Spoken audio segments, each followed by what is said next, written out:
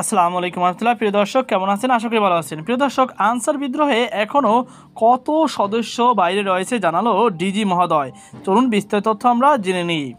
প্রিয় দর্শক, ছাত্র জনতার অভ্যুত্থানের পর আনসার ও গ্রাম প্রতিরক্ষা বাহিনীর সদস্যদের বিদ্রোহের ঘটনায় এখন পর্যন্ত 8,500 আনসার সদস্যকে সাময়িকভাবে স্থগিত করে রাখা হয়েছে বলে জানিয়েছেন বাহিনীর পরিচালক মেজর জেনারেল আব্দুল মোতালেব সাজ্জাদ মাহমুদ। শনিবার রাজধানীর খিলগাঁওয়ে আনসার ও গ্রাম প্রতিরক্ষা বাহিনীর সদর দপ্তরে শারদীয় দুর্গাপূজা নিরাপত্তা নিশ্চিত করার বিষয়ে সংবাদ সম্মেলনে এক প্রশ্নের জবাবে তিনি এই কথা বলেন। মেজর জেনারেল আব্দুল মোতালেব সাজ্জাদ মাহমুদ বলেন, অঙ্গীভূত আনসার সদস্যদের আন্দোলনের প্রেক্ষাপটে একটি তদন্ত কমিটি গঠন করা হয়। সেই তদন্ত কমিটি প্রাথমিক কাজ শেষ হয়েছে। এই আন্দোলনের পরবর্তী সময়ে প্রায় 13,080 জন আনসার সদস্যকে সাময়িক স্থগিত রাখা হয়েছে। এদের পর্যায়ক্রমে যাচাই বাছাই করেছি।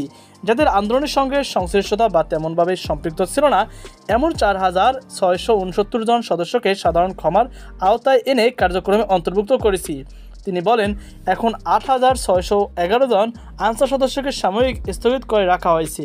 আর আন্দোলনের সময় যারা খুবই আগ্রাসী এবং হিংসাত্মক ভূমিকা পালন করেছে তাদের বিরুদ্ধে আইনি কার্যক্রম গ্রহণ করা হয়েছে। এসব অভিযোগ পরিপ্রেক্ষিতে 447 জন আনসার সদস্য গ্রেপ্তার রয়েছে। উচ্ছৃঙ্খল আনসার সদস্যদের বিরুদ্ধে এখন পর্যন্ত 11টি মামলা দায়ের করা হয়েছে।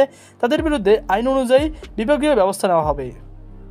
আনসার ডিজি বলেন, যারা আন্দোলন করেছেন তারা ভুল বুঝতে পেরেছেন। তাদের যে দাবিগুলো সেগুলো অ্যাড্রেস করা হয়েছে। আনসার সদস্যদের রেশন বাড়ানো নিয়ে সুনির্দিষ্ট প্রস্তাবনা গেছে মন্ত্রণালয়ে। এ বিষয়ে একটি পজিটিভ নির্দেশনা আসবে। যেহেতু এসব সদস্যরা চুক্তিভিত্তিক কাজ করে, তাই এদের কোনো পেনশন নেই। তাদের একটা পেনশনের সুবিধার দাবি ছিল। মেজর জেনারেল সাজ্জাদ মাহমুদ বলেন, দেশের অন্য সব খাতের মতো আনসার বাহিনীতেও সংস্কার চলছে। আগে দেখা গিয়েছিল যে আনসার সদস্যদের কার্যক্রম শুধুমাত্র সুনির্দিষ্ট একটি পরিধির মধ্যে ছিল। এখন নিয়োগ প্রক্রিয়া এমনভাবে করব যাতে এখন সব জেলার প্রতিনিধিত্ব থাকে।